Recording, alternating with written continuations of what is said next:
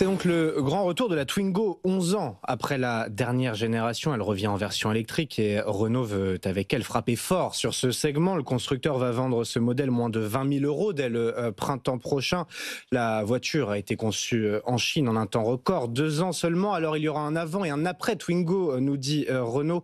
Reportage BFM Business signé Eva Serrayol, Justine Bassogne et Olivier Mélan. Avec sa nouvelle Twingo, Renault a voulu jouer sur la nostalgie. Son design rappelle la première génération des années 90. La comparaison s'arrête là, car Renault a voulu changer de méthode. Sa Twingo, assemblée en ce moment en Slovénie, a été conçue entre la France et Shanghai.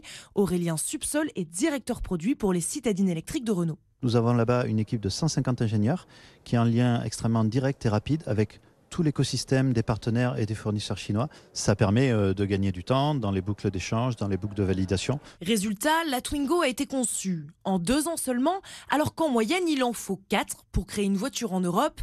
Aller en Chine était nécessaire, selon François Provost, le directeur général de Renault. Je pense qu'on va plus vite parce que on a une approche où le temps de développement est le levier principal. Et quand vous faites ça, vous êtes obligé de moins réinventer des pièces à chaque voiture, de faire davantage confiance aux fournisseurs et au lieu d'envoyer des milliers de pages de spécifications aux fournisseurs, le fournisseur partenaire, vous avez confiance en lui, c'est donc lui qui va amener la meilleure solution pour répondre à votre attente qui est une attente client. C'est vraiment les principales recettes que l'on a appris à travers le projet Twingo. Renault estime avoir réduit les coûts de développement de 20% par rapport à ses précédentes voitures. La Twingo sera proposée à moins de 20 000 euros avant aide d'État. Elle est composée à 45% de pièces conçues en Chine. Pour Renault, c'est un projet pilote.